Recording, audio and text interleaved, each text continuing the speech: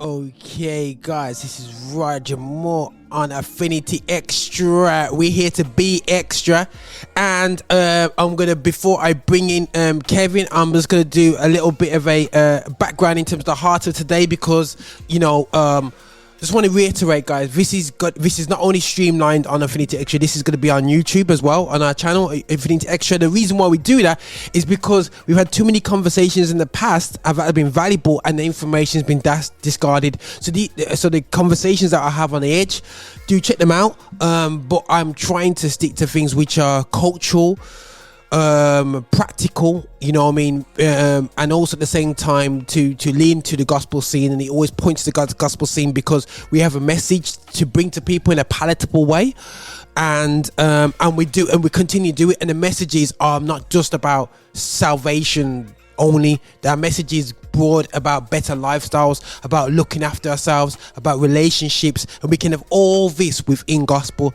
And that's what, gospel's so special to myself anyway, still. Yeah, but anyway, I'm gonna speak to one of my colleagues in the GMIA, but not only one of my colleagues, I have to say, we don't have often the people that have studied and prepared to study. You know what I'm saying? And we're going to go into a bit of a journey first with a colleague of mine, Kevin Tomlin, just to thinking how on earth he got there. Not just the back of what he's saying, but just to how he got there, just to inspire the next generation to study to show yourself approved. But I'm going to see if I can bring him in. Bro, 1 second. Say hello for us, bro. Let me see if I got you on. Let me see if we got greetings, you. Brother. Greetings. Oh, greetings. We can hear you loud and clear, bro. Loud and clear. Yes.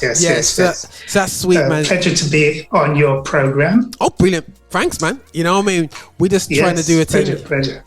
No, definitely, bro. But listen, bro.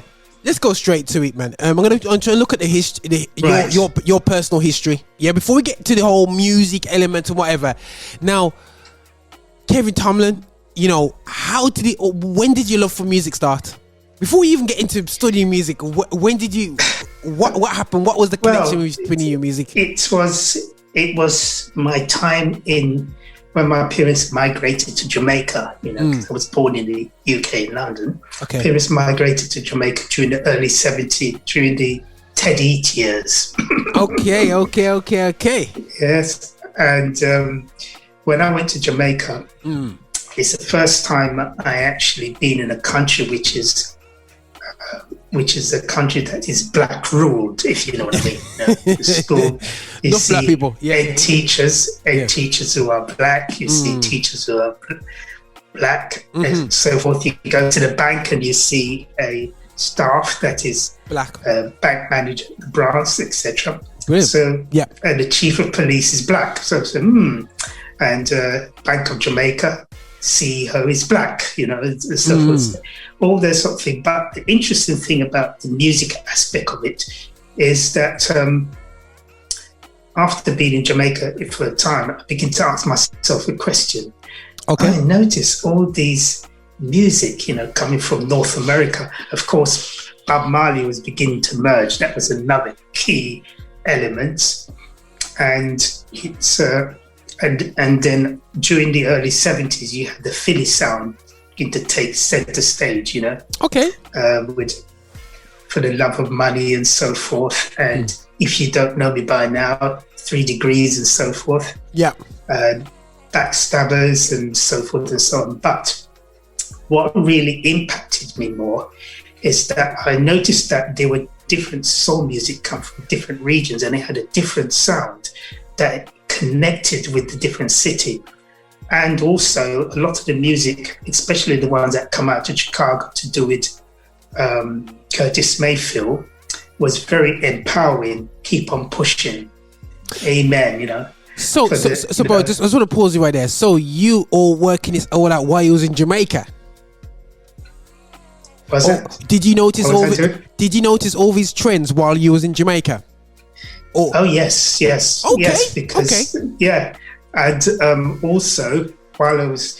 But the interesting thing about it, what really accelerated it more, is when I went to Kingston to study at the art college. Okay. And then about the third year into my study, I used to sort of network with the music students.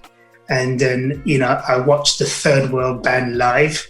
I saw people who worked with Bob Marley and so on, some of the musicians who worked at the different studios, Studio One and so forth, and Tough Rough, Rough Studio, which is owned by the Marley family. And what fascinated me more is one day Roberta Flack visited the music college. Okay. Roberta Flack, and she was the one who I think she actually recorded, either she had recorded it or just about to record it, The Closer I Get to You, the last major duet that the late Donny Hathaway did with her prior to his death. And when she was talking about the music and the processes, and she was showing us what she does, that fascinated me more. And I just started to mix music with my visual artwork.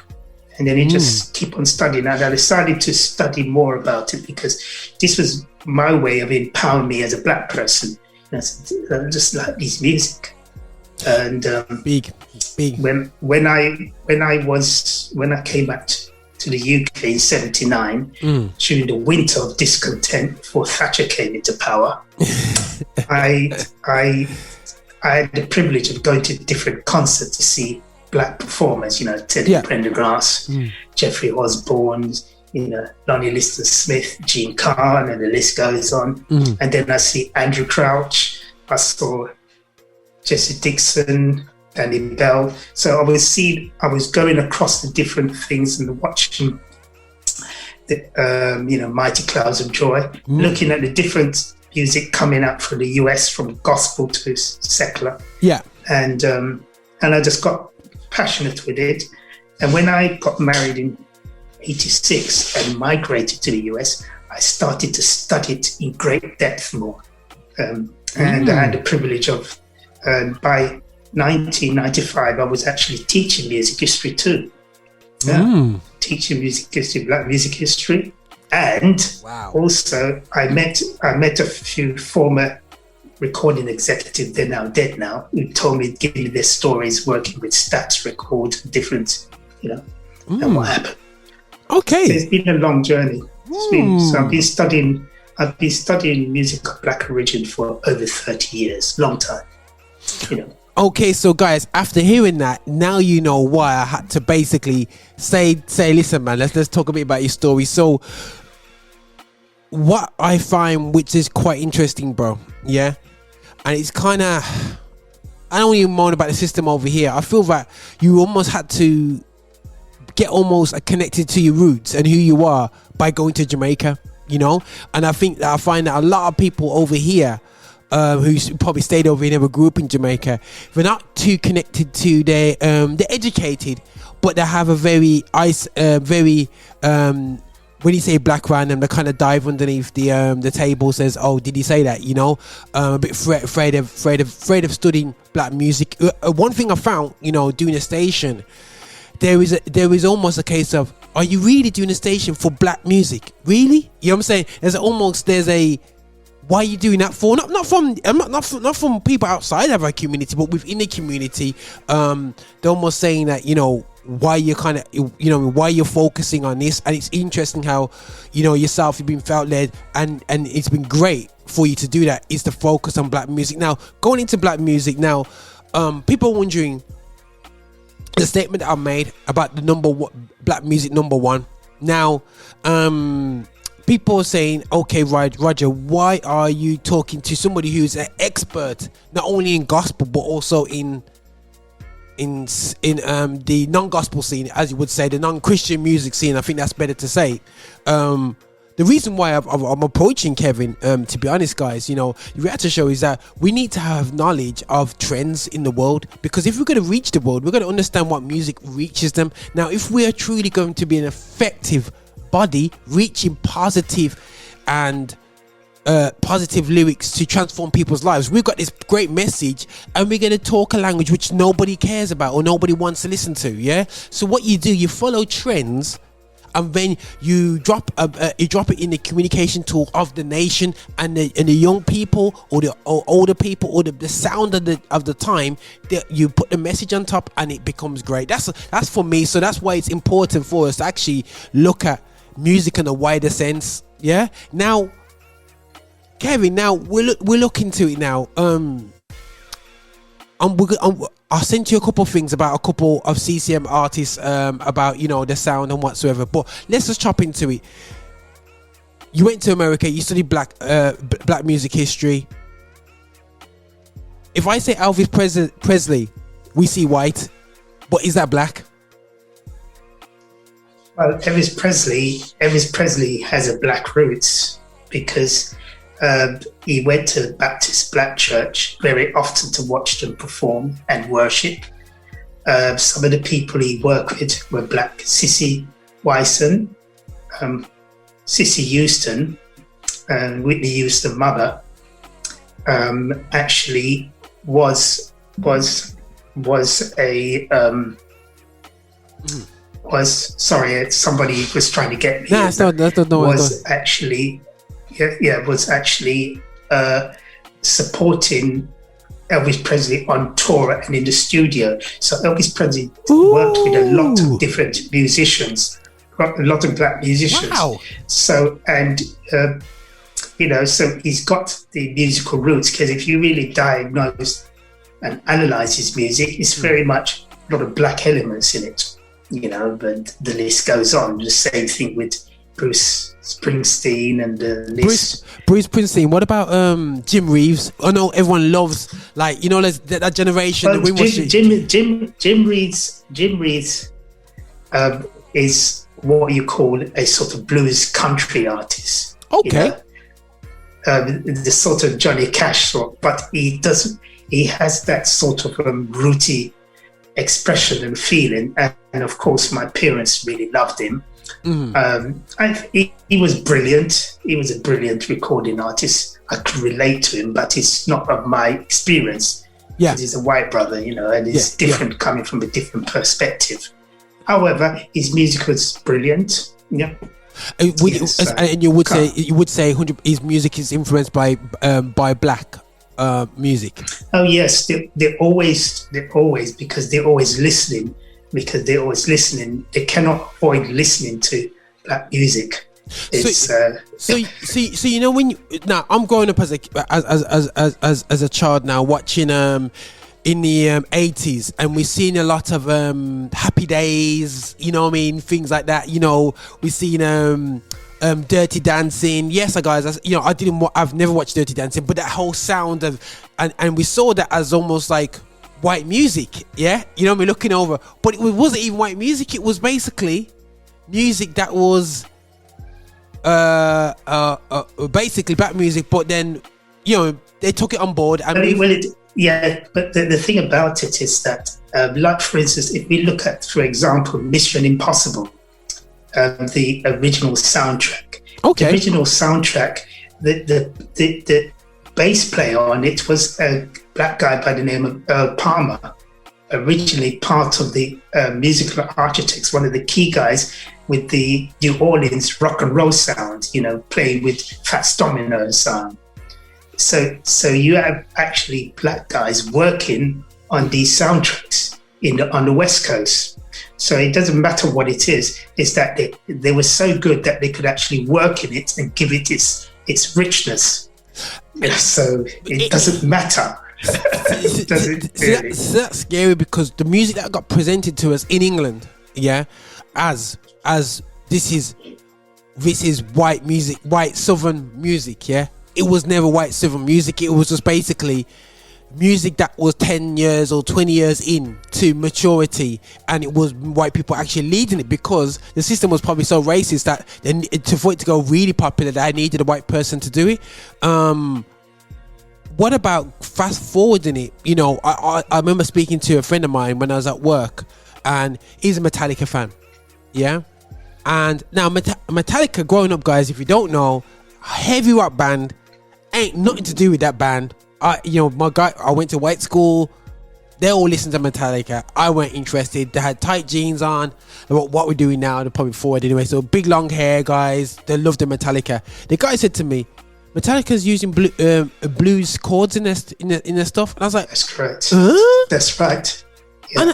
And I was like, that's right. They're using black music influences in such a non-black music form. And I'm going, and when somebody said the other day, hold on a second, most, if not all, popular American music, which is one of if not the biggest music market in the world, the biggest influence is the black gospel music. And I'm like, oh, hold on a second. You know what I'm saying? You know, so we'll get there. Now, bro, we spoke before, and I had a conversation with yourself, you know, about, you know, the financial, what we bring to the table financially. Can you give us a couple of highlights financially? And guys, the reason why we're highlighting what black music has done in a world scale of things, because just pin this point to yourself. Why are we not treated? Why? Okay, look at what investment we've received in the gospel in the UK. In black music in the UK, and look at the impact as we go through this journey of what impact we've made around the world. So, Kev, if you can give us some of this, the true stories, the real impacts as well of what from the Michael Jacksons of the world, and how they brought it in into world music. What changes did it make, and what input did it make? All right. Okay. For instance, it wasn't until Aretha Franklin sold 3.5 million on her first Atlantic Records album. Sorry, bro. How many million? She did 3.5. That means for albums and single. So she actually, in 1967, she was the biggest selling female recording artist in the US at the time. 67 in 1967, yeah. In a racially charged. Yeah. That's what I'm thinking. Okay, right. So and not only that, no, just let's hold on a minute. Also, during that time, Motown was exploding. Yeah. Stax Records exploding. Yeah. And also other labels like Gamble label, which was exploding. All these black labels production teams begin to explode. But the interesting thing, that very year, when Aretha Franklin did 3.5 million copies in singles and albums for Atlantic Records, that was the very year that the industry in the US went over the $1 billion mark and never returned. So that was a significant year. I think this is important, guys. Aretha Franklin, who is almost one of the darlings from gospel, who transcended music in and outside of gospel. I think they said that she's the queen of is it or soul queen. Soul queen. Sorry, she's the soul queen. Beg your pardon. She's the soul queen of R&B and soul. She became that year because she was so impacting. Matter of fact, between 67 to 59, she was on the album charts for 59 weeks with her albums at #1 for 59 weeks in total. So Aretha, with her albums alone, her albums were at #1 for 59 weeks. Her albums in R&B on the R&B charts. That's how impacting she was. Yo, guys, during the 60s, bro. I am 100% making sure this is gonna be on YouTube, because we need to recognize what is going on right about here. Yeah. So bro, so she's doing bits like that. Yeah, 100%. That's fantastic. Now I'm just gonna raise up a name. Did Mahalia Jackson? Yeah, is it Mahalia Jackson? Before that, you know what I mean? What impact did she make? Did she make an impact? Mahalia Jackson, yes, she did, because she was one of the first black female artist with Nat King Cole to have a television program, be on a television program. She was major. We don't know how much statistically she earned, but she was a major recording artist, of course, and she influenced a lot of singers, both black and white, over the years.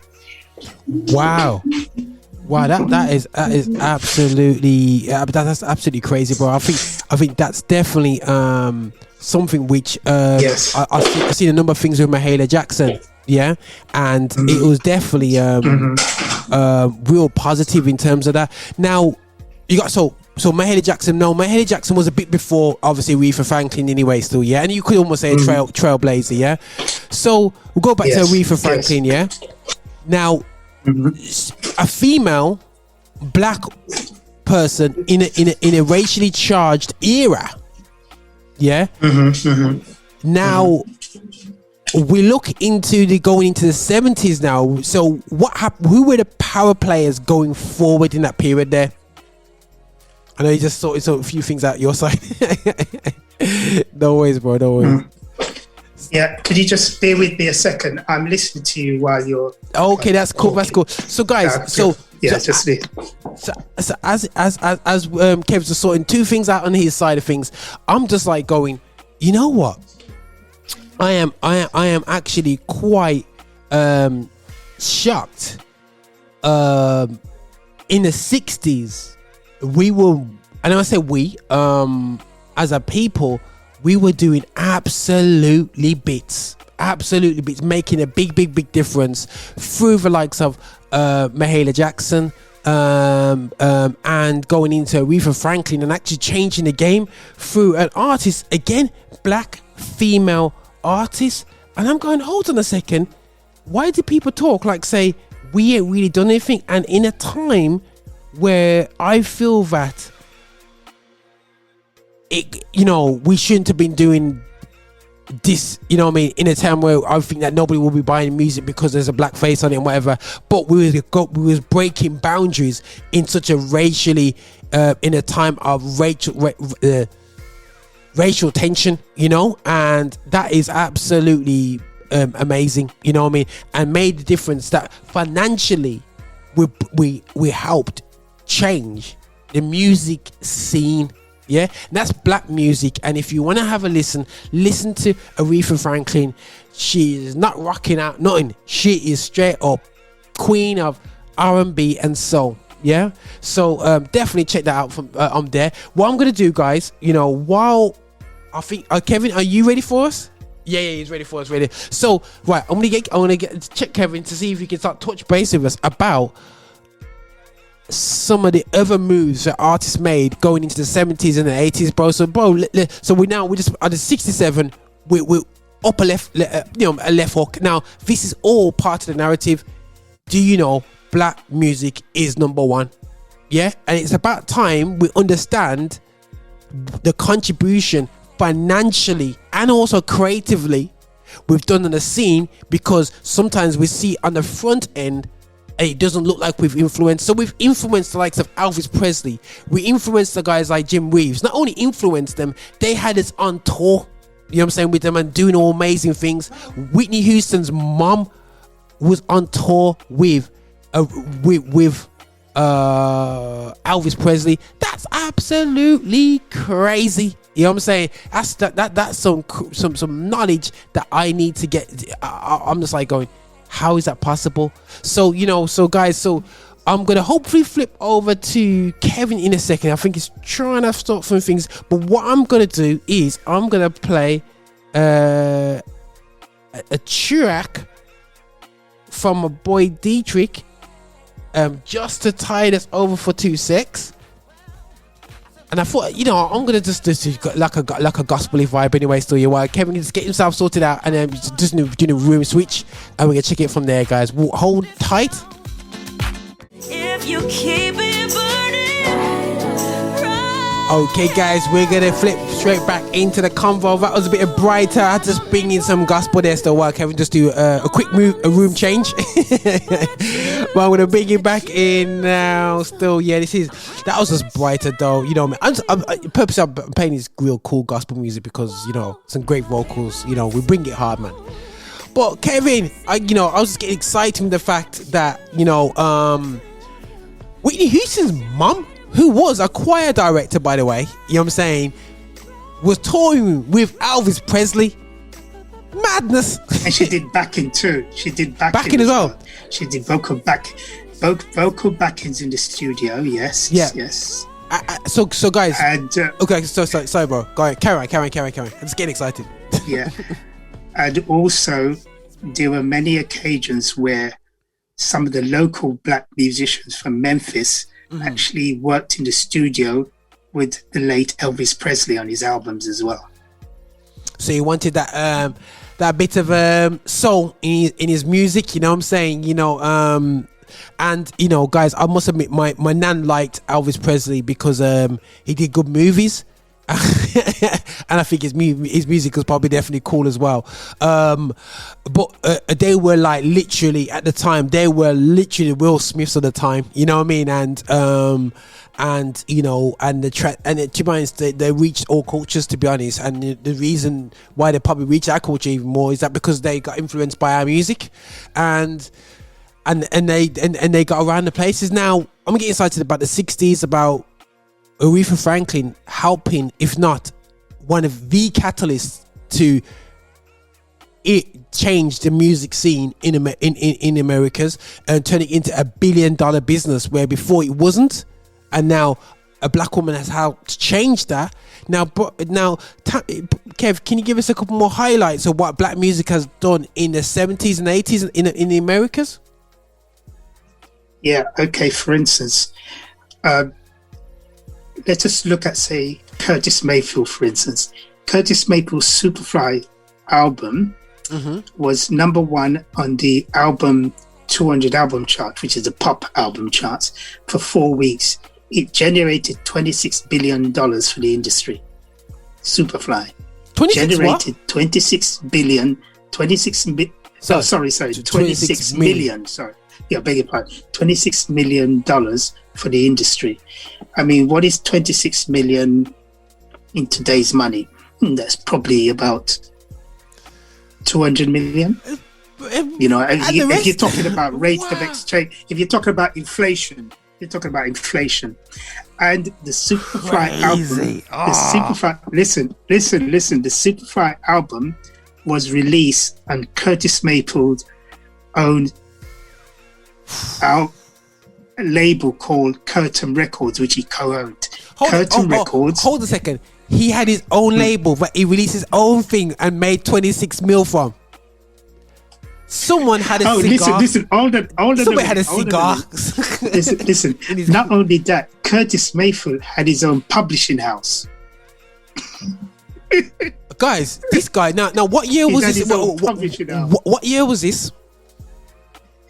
That was during the 60s and the 70s. Superfly came out in 72, but prior to that, you had What's Going On, which was another huge one with Marvin Gaye. That was a monster. Oh yeah. It had three number ones come out of that, So hold a second now. Just let me press pause. Right.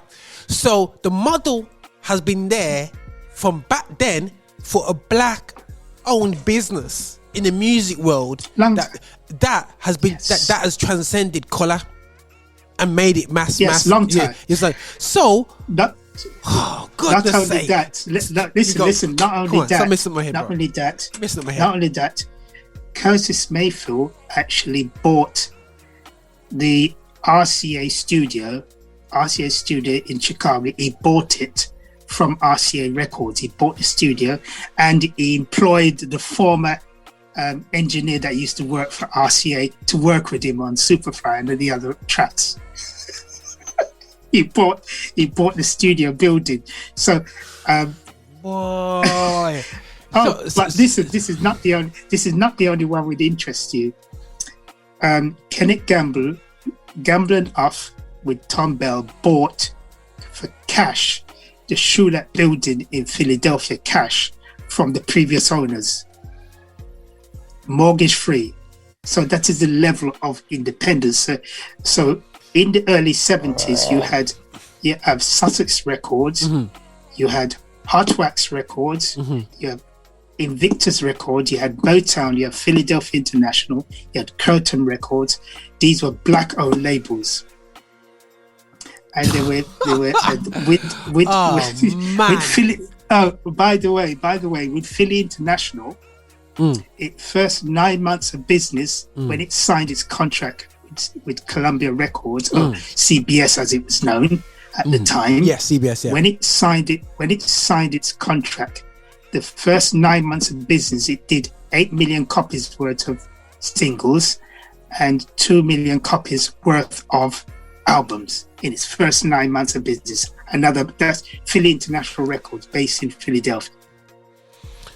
That's to show you the kind of money business these labels were doing. So hold on a second. So guys, so anyway, we'll get to the UK in a bit. We'll get to UK and Christian music, because the model has been shown to us, and I'm not having it when you say, oh, that's not the gospel world, so that's a different rules. Sorry. Anyway, we'll get to that, because I do believe there's different rules, but there's principles. Yeah, but anyway, so bro, 70s now. Correct me if I'm wrong, for a conversation that we've had. Yeah. Now, I was born in the 70s now. Yes. So I'm born in the 70s, church boy, going to school in a white area, and not allowed to listen to secular music because I got Christian parents. So the only thing I could hear is through adverts. So that's the only time I could hear music. Because there was no MTV back then and whatsoever. So I was walking to school.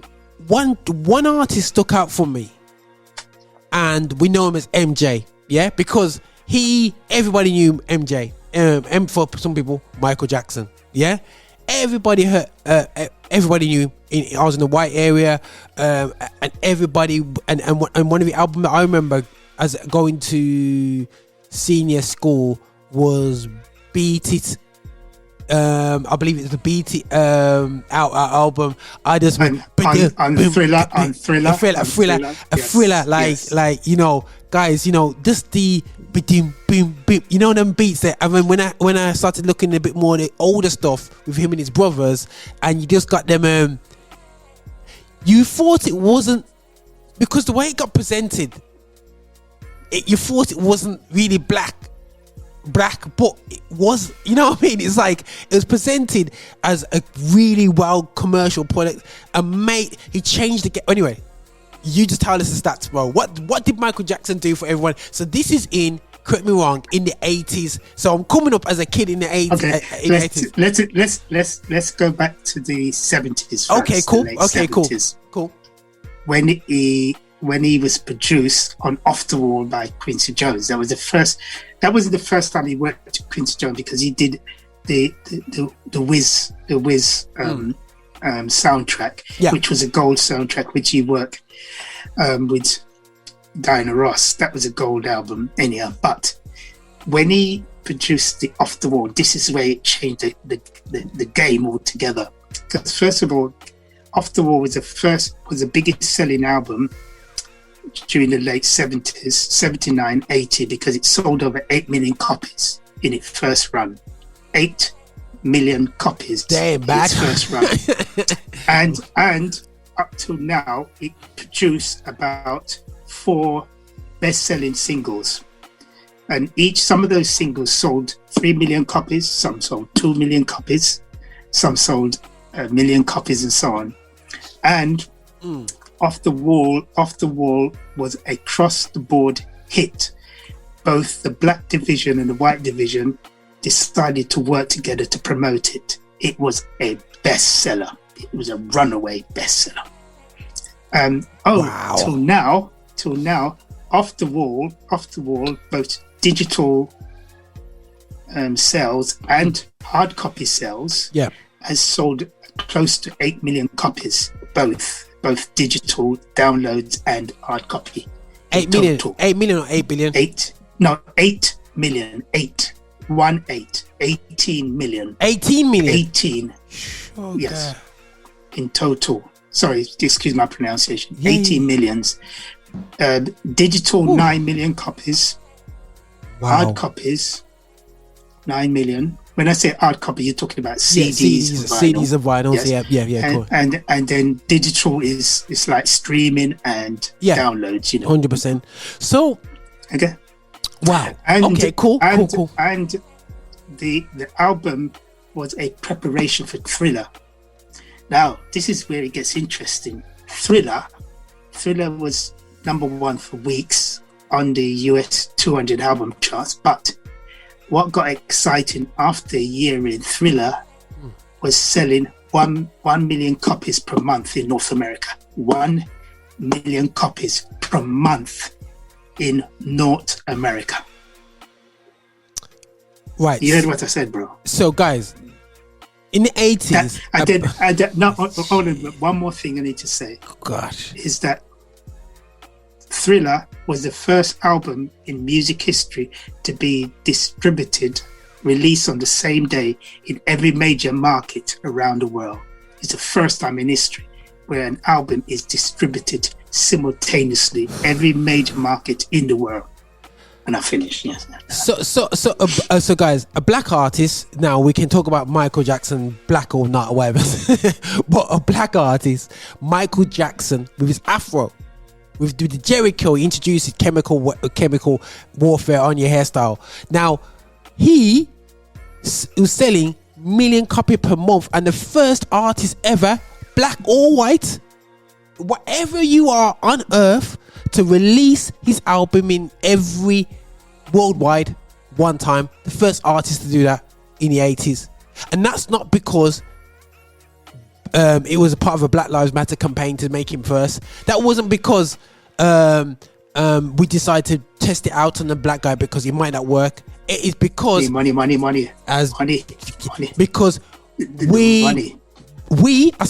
Michael Jackson is one of us dudes, made money for the scene because we are the number ones when it comes to music. 100%. But anyway, bro, so we're coming from the 80s now, bro, and I'm like, bro, but before we go into the 90s, before we go into the 90s, let me just do it quick.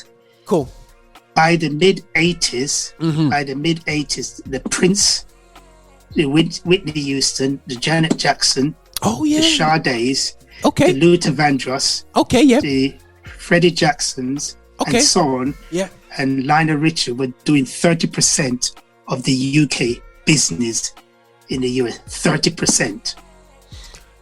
That's jokes, bro. Because, guys, I have to refer to, I was around white people at the time, and to hear that we were taking up 30% of the sales of their input, because as a small percentage of the people, Afro-Caribbean people, we bought music, but we didn't buy music like that. We more time had little pirate tapes and all business or whatever. The music was, let's be real, that's ultimately what we like.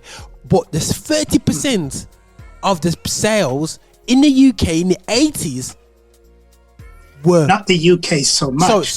Not only in the UK, not in the UK alone. Really. Okay. But the US mainly, these artists were doing 30%. Jeez, man. If they're doing 30% in the US, I mean, remember Lionel Richie, Can't Slow Down album, did 10 million copies in the US. The one with All Night Long, did 10 million copy. Prince, Purple Rain did about between 16 to 19 million copies in the US alone. The soundtrack. Prince is massive in it. Growing up, everyone's like, "Yo, I like my Prince. Everyone's. And not only that. Jeez. Whitney Houston's first album sold 14 million copies. You heard me, bro. 14 million copies. Okay, bro. What I want to do now, I finished now. But right, guys. So we got the picture now that everyone's like this. Okay, we have made a major input. So how does this relate to gospel music? Now I know Kevin a bit, we have conversations, and I want to now slip into what has been going on in gospel while this has been going on. So we're seeing all this music going on in black music, and I want us to actually learn from the US people. I want us to really realize that we're not here to be carbon copies of the US, but we can learn from movements that's happening in different countries and understand how can we apply this to the UK, yeah, and how we can move forward in the UK. Yeah, and I'm sick or tired of people going, that's a different, it's different style of music, but we can look at case studies to see how things evolved and pull out the positives and then move on it over here. So this is why this journey is going. This is an important journey for me. Now, what was in the 80s, maybe it was the 70s, bro? What was going on musically for gospel music? Because I know you had to look into that stuff. And what was going on to get you smiling. Well, so what are the names? This is quite interesting. In gospel music, it was beginning to take center stage as well, with the Mighty Clouds of Joy, the Hawkins, Andrew Crouch, and so forth. They were attracting the best musicians as well. And matter of fact, they contributed a lot on secular artists. Okay. The secular artist was desperate for them to do vocal arrangement.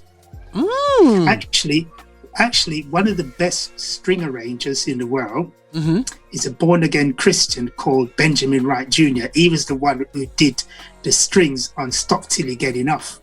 Stop. Benjamin Wright Jr. Yes, he did the strings. Okay. Wow. He did. I don't know the song too well. Wow. He did the strings. Remember, he's a Christian, dedicated Christian. He did the strings and Boogie Wonderland for the Earth, Wind and Fire. He did the strings of that. Boogie Wonderland, yeah. Oh, the brother is serious. Wow. So that's good. So we're contributing. Yeah, like what we're doing over here, yes. Really. Yeah. Actually, and also he did the strings on Friends for Shalimar. Yes. So yes. we have a major way. So what artists you mentioned? Hawkins and what artists? You see how you had Aretha Franklin in the 60s, yeah? What gospel artists changed the game? Now I know somebody in my head, yeah. Now, but I don't know statistically what artists really changed the game. Maybe in the 70s that really helped commercialize gospel music. Oh, that's quite easy. Andrew Crouch. Yes, I knew you. Andrew Crouch. Yeah. The Hawkins, because the Hawkins was one of the first family to have best-selling gospel albums, live gospel albums. For instance, the Love Alive projects. Yeah. Did about a minimum of 250,000 copies. So they did about 250,000. So quarter of a million. We're talking about 250,000 copies, you know. And one or two of their albums did do 1 million copies and do 500,000. So they were major. The Hawkins. So you know with the Hawkins, large units. They did Oh Happy Days. Now, would you argue and say, they are nice and looked after? They don't have to worry about their future states with that one track alone. Happy Day was a big seller in the UK. It was a big seller in the US. It sold 1 million copies of Happy Day. And I think in the UK, it sold about close to 500,000 units. Shit. You know, during the 60s, late 60s, early 70s, you know. I mean, wow. And guys, trust me, I'm not talking about the Sister Act version. I'm talking about the original version. Go and seek it out. The Hawkins, Oh Happy Days. Yes. And seek out the original. By the late Edwin Hawkins. Yes. Crazy. So we got the Andrew Crouch is doing a thing, and just to show off that I have got some knowledge, I know Andrew Crouch did some work with Michael Jackson. Vocal arrangements, and he did work with vocal arrangement for Madonna. Okay. Well, okay. He did vocal arrangements for Quincy Jones and Back on the Block. Wow. And So his sister, Sandra Crouch, was a session musician at Motown West Coast studio doing percussions. But I'm just seeing a scene which we look at and we don't realize what's going on, the hustle and bustle that's behind what we see at the front. Behind the scenes in the music industry, that's what I've been fascinated with, because there is no color behind the scene, because whoever is brilliant at something, they call them the hired guns. That's why Benjamin Wright has actually been featured up till last year on Tony Braxton's last album. He's so good. He's in his late 70s now, early 80s, and he's still in demand. If he could, they call him. Jeez, that's dollar genius, man. You got hip hop artists like Dollar Signs, Outkast, and all of them. He's worked with them. They're calling him. Okay, the guy is. Put a pin in it, because we need a part 2 of this anyway. Right, so I'm just looking at this now. So we have I'm just going in this little journey. It's not even a little journey, this is like a crazy journey. We're in the 80s now. We're seeing in the 70s the influence of gospel artists. Now we're coming into, and now I'm gonna kind of get us pushing on now, bro. Yeah, so we're going into the 90s now, and we're looking into my teenage years, going from the 80s going to the 90s now. You know what I'm saying? So now, gospel music wise, did our artists really do that well? Because obviously we started seeing music coming over here officially on distributions and whatsoever. It wasn't hard to get hands on. They did. So which artists really stood out in that period? By the 80s, remember, you're going to have the whiners coming into the full circle. The whiners. Yeah. And then you had the artists beginning to merge, such as Lola Adams and so forth. They were all coming, remember the commissions and all of them, they were coming through, but they didn't mature until the late 80s, early 90s. Correct, yeah. That's when it's really beginning to explode, because number one, that's the first time that you have Vicky McLatay, who founded Gospel Eccentric. Oh boy, that's Gospel Eccentric. That's where it really gets interesting. Gospel Eccentric. That's Kirk's album, the Kirk's thing. That inspired me. People tell that story, bro. Tell it how on earth they did this. It's a stunt beyond all stunts. I'm gonna do it in the UK. Vicky started a mentorship in the music industry, working for RCA Records. Okay. She learned from the executives who were responsible for the success of Harry Belafonte, that used to be an RCA, Jim Reeves, and Elvis Presley. She learned from them skills to how to build artists from the ground up. Okay. So by the time she departed from RCA Record, she helped the New York Community Choir to become successful, and also she began to work with the Winans and the Hawkins and so forth. Okay, cool. And so she was learning, and then there was a time during the 90s when a lot of the urban divisions at major labels, they actually cut back, so a lot of black people lost their jobs, from the urban divisions. Right? Okay. But Vicky was smart enough to get these people to work for her voluntarily or paid to help her to build an urban music connection, right? Okay, yeah. So Kirk Franklin's album took about 1 to 2 years to break. But what they did, they break it between every major region by region. They break it. Yeah, it's just skillful, guerrilla marketing by regions. Okay. So by the time they said, people thought that it would only sell about between about 60,000, across the nation. Then it reached 60,000 hold on a minute. Then it reached 100,000. Whoa! Then it reached 200,000. And then Spring Records began to jump up and say, wait. Hang on a minute. Yeah. And then Spring Records begin to get behind it. And then it moved. And then when it reached 500,000 copies, gold certified. And then when it reached platinum, people couldn't believe it because that was the first gospel live album since Aretha Franklin Amazing Grace album to do that. So it broke history. Wow. And that was that was an independent label. 20 years. Crazy. Yes, that was an independent label. That was 20 years on.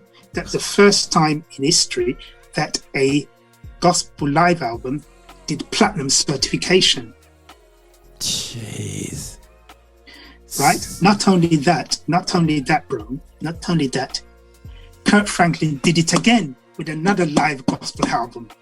Platinum again. That broke the history. He's the first artist in history to do 2 consecutive platinum live albums, one behind the other. That was what you're looking for, innit? Yeah. Yes. You're talking about. And not only that as well. Not only that, when Kirk Franklin's first live album exploded, the music industry, the gospel sector, went from, say, 200 million to 500 million, 40% growth within a year. 40% it just jumped from under. Crazy. By 1996, the US gospel market was doing over 500 million. With Donnie McClurkin album Smoking, you had CeCe Winans doing platinum, and the list was going on. It was exploding. And so black artists was actually the thing about it is that Kirk Franklin was one of the few I say gospel artists to do 3 million copies, with some of his projects. So it just. So, bro. Because bro, we've been chopping this up for a bit still. So I'm okay. Well, I'm looking at the journey that you've just taken me through, bro. Yeah, and it's clear to see that black music and black creatives in the background have turned over billions for the music scene. Correct. Now, between here and the US. Between here and the US. Now, my frustration is in the gospel scene in the UK. No, the gospel. The black music and the black creative scene over in the UK. And this may be a whole other subject. Now, based upon our talent of our colleagues in America and our talent, because we have transcended, and I know this is a whole other journey, we have had a major input into non-Christian music in the UK from the 70s all the way up to now, probably even from the 60s. We've had, guys, Tom Jones, man, I don't care what anyone says, man, you can't fake that funk, man. You know what I'm saying? He's got that funk from somewhere, and he ain't from the pub. Yeah, you know what I'm saying? And and when you see his BVs are straight sisters, man, straight. You know what I mean? So you've got the likes of Tom Jones. You got Sam Smith. You've got so many artists that are influenced. And my biggest frustration, Kevin, is I feel we're getting mugged off in the Christian world because no one doesn't want to invest in our talent. Yeah, you know what I'm saying? Yeah, and the business scene isn't going to themselves. The Christian music business scene hasn't gone to themselves and said, this music can transcend culture. Yeah. Now, let me give you an example. And guys, we've been chopping it up for a while, but I'm gonna be taking a big jump because I can bring Kevin on here whenever I want to, and we can chop everything up. But what was amazing is Sinach. Yeah. Now, after bringing out album in Nigeria, she brings out Waymaker. Yeah. Now, after she brings it out, a couple years later, somebody, I would say pirated, but somebody sings the track in America, and then they tried to almost run away with it, but they got caught out a bit still. Yeah. And I checked the billboards, and in the top 10 tracks of Christian music on the billboards, Sinach's track is sung by two white Christian artists, which is fine, you know, sing if you want, yeah, you know what I'm saying? And obviously she's getting money from it, and she's got her version, and she's worth, off that one track, 1 million, you know. What was amazing for me is that this was an artist that's not just one-off album, and then what we're talking about is not first-off albums. We're talking about people that are seasoned and doing it time and time again when she's come out like this. What was interesting for me, bro, Lauren Dingle, I sent you a video of her track, yeah. Now she is the number one gospel Christian artist in the billboards, yeah, female, correct. Now, yes. I played the music to my wife. I said, who does it sound like? Wife goes, oh, that sounds like Adele. Yeah. Now Adele is a top artist. Now this is ridiculous, guys. Lauren Dingle on her number one track has 198 million plays in YouTube alone. That's stupid. Almost a bit. 108. Crazy numbers. And the next one down, trust me, is nowhere near. It's like 30 or 20 or 15. Yeah. But she doesn't sound like a traditionally sounding so-called white music, because she sounds like Adele. And a fact that I found out from yourself is Adele is produced by a non-white producer. Is that correct, or am I wrong? Well, it's a mixture of both. She's worked with James Poyser from Sheffield, worked on her best-selling album. So she used a lot of different of our people behind the scene. Okay, wow. This is one thing you need to understand with Lorraine, this girl. Yeah, Lorraine has grown up listening to the R. Kellys and so on of the world. You know, she listened to all these different brethren. You understand? Call it out. She listened to Kanye West, etc. Yeah, right. Jay-Z and Beyonce, right? And some of the people she worked with are black musicians. Yes, just bottom line. Okay, wow. So they're just not. And the Say You track has sold over 200,000 copies. So it's one of the first gospel track in many years to get silver certification in recent times in the UK. Now she's sold a lot. She's sold most of her albums do 1 million copies minimum. She's constantly been saying, you know, she's one of the major.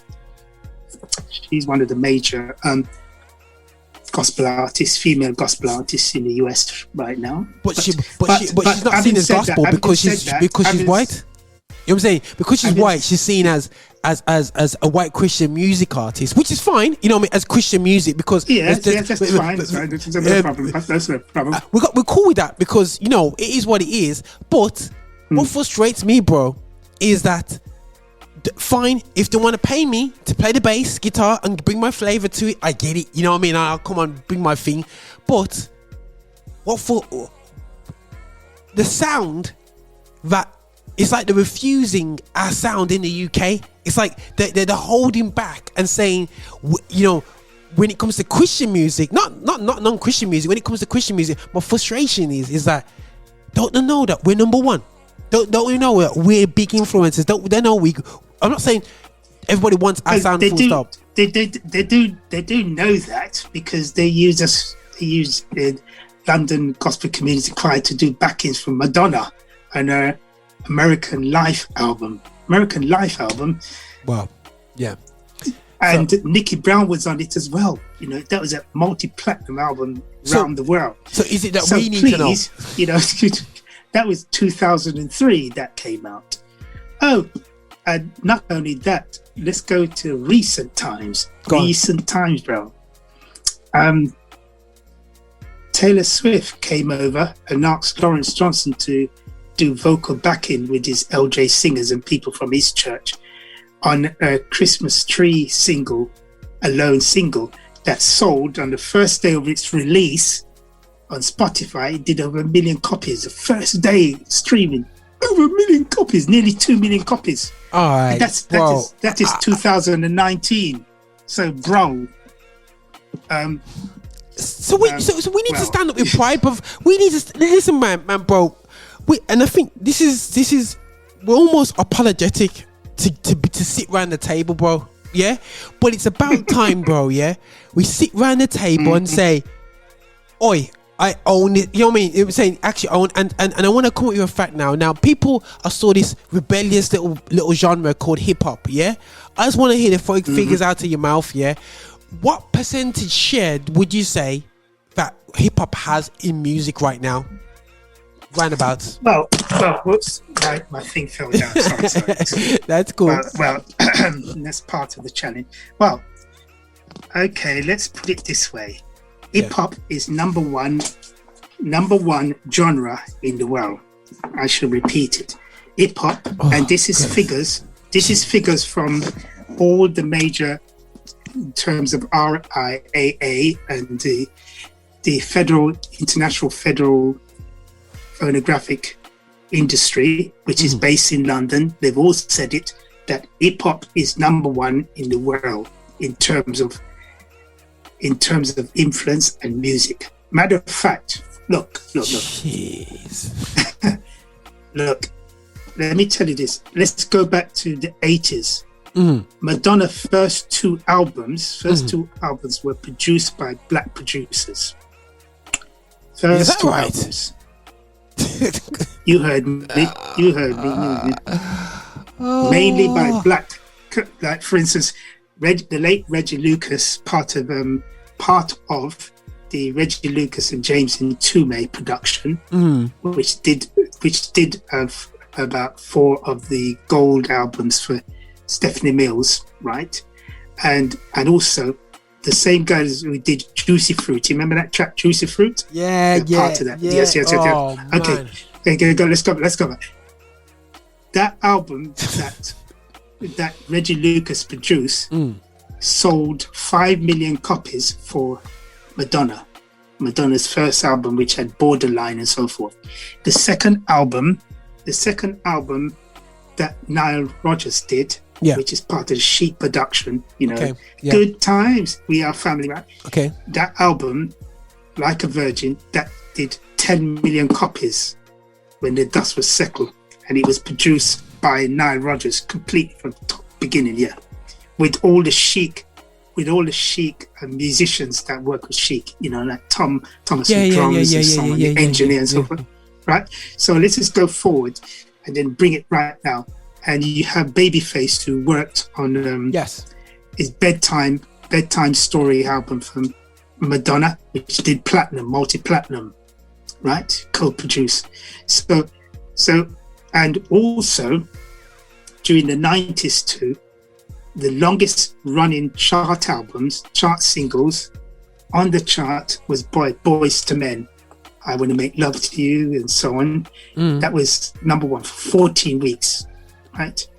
On 2 occasions, Boys to Men was at number 1 for 28 weeks between 2 singles, 28 weeks, right? I remember them days. And this was the 90s. So early 90s, just to give you an idea at the level of sales and the impact.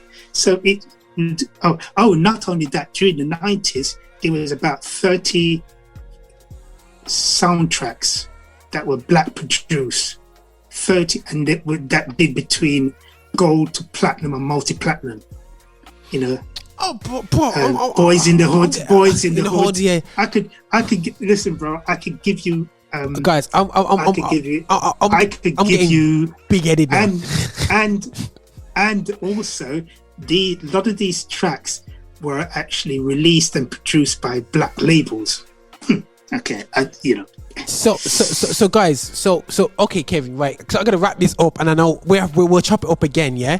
So guys, so there's some amazing stuff, because I actually feel more chest up now walking around. I'll kick down the door of some offices now and say, yo, I need to sit on this table not as a guest, but as a yo. You need to be around the table, and I feel that now, Kevin. You know, this is not.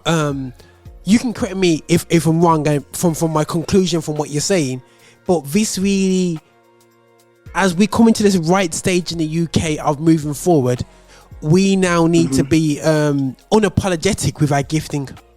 Yeah, I think the mentality of, I don't want to go too deep on this, but I believe, you know, the Afro-Caribbean ex-slave kind of mentality is almost like we almost beg a squeeze on the table. Yeah, with this generation now, as my friend said to me, we're not looking to be no squeeze, we're looking to be on the table, we're looking to own the table. Yeah, and I feel that in the gospel scene, we're almost apologetically asking permission to set things up, to do things. You know what I'm saying? To own stuff. We're almost going, okay, we need to get the sign off from the National Christian Board of Music. We need to get the sign off for this. No, we are the best. Now stand up strong, yeah. And it's not about we're gonna be selling for 100% of people, but our music is in demand. It's been in demand, and you know what? When we thought our music wasn't in demand, it was in disguise. People love off Madonna, bruv. Back in the, I was in the areas, man. People love Madonna. They was listening to Metallica, but it was us. All the time it was us. You know what I mean? And I thought that MC Hammer was the only influence that was us. But all these musics was us, you know? And it's not to say that there's no room for nobody else, but it's about time that the percentages change, and we, as black music, not being boastful, but to stand in who we are, yeah, and recognize that we have had a major input in terms of the commercialization of music in general. So who to say we cannot change things in the music scene in UK Christian music, but they're not willing to give it to us? But let's be real, it's kind of dead. You know what I'm saying? So now it needs revitalizing, and why can't we? I believe it's us to take it. And I'm not saying thus saith the Lord, bro. I'm just saying, let's do this, bro. You know what I'm saying? If we have to do a Jonathan thing and just jump over and say, you know, allow you guys, we're gonna just attack the Philistines because you know what, you guys are lagging behind. If we have to do that, bro, we have to do that. And I'm stand up strong. I don't care if a guy turns around and says, I've seen too much black people on TV and songs of praise. Forget that, bro. I'm not interested. Let's stand in our gifting, let's stand in our talent, and let's go hard. You know what I'm saying, bro? And Kevin, thanks again, man, for that input. And I know, bro, there's so much more to be discussed, because I do what we're just touching the tip of the iceberg, really, because I'm just giving you a summary. Bro, next time we come on, we're gonna look at the musicians in the UK and the input into world music. Very interesting. So we'll hit that out in the next 6 weeks. I'll get you back on. I'll see a gap and say, yo, Kevin, you ready to do that? So we're gonna chop that up because you touched on it. A brother just like yourself, bro, grew up in church. Poiser has changed the game for music as we don't know. You know what I'm saying? You know, grew up in church. Poiser, serious brethren. So Poiser, give me a holler. We would love to get you on. But anyway, you know, bro. So no, I think that it's really important, bro, that, you know, we know this, because sometimes we forget who we are. You know what I'm saying? And forget what we've done. You know what I'm saying? Because history will want to wipe it out and focus on Madonna and not focus on how to put it there. She will talk about the people around her, but history won't tell that story. You know what I mean? History won't tell you the story of Whitney Houston's mom on tour with Elvis Presley. Let's talk about the king of rock and roll. You know what I mean? But they don't talk about the people that influences music, influences dance moves, influences performance, influences recordings. They don't talk about that. They just focus on the king because they don't want us in that history. Just like in World War I and World War II. And people think, whoa, Roger, this is a bit too much. But this is the reality. We've been unless we talk about it and not unless we record it and put this information down, we'll be taken out of history. Yeah? That's right. Guys, wow. Well, thanks for that, man. You proper that was a journey, bro. A journey, and I think that I'm gonna definitely play a track which is Better Days by Leandra Johnson, a nice gospel track to finish off with. But bro, I thank you again, bro, for your time, and I know we could have been chatting for a good I don't know, good couple hours anyway still here to discuss this subject. But bro, thanks again. I salute you, bro, and thanks for the information, and guys, check out Kevin Tomlin and check out this. We do more videos like this online. Affinity Xtra. We're gonna be just bringing out the truth and all different things on the edge and all the interviews. If you want to be interviewed on the edge, if you want to go edgy with myself, let's do it, man. Yeah, this is Roger Moore on Affinity Xtra. We're here to be extra, bro. Thank you, man. Cool, brother. Fantastic. It can be rough.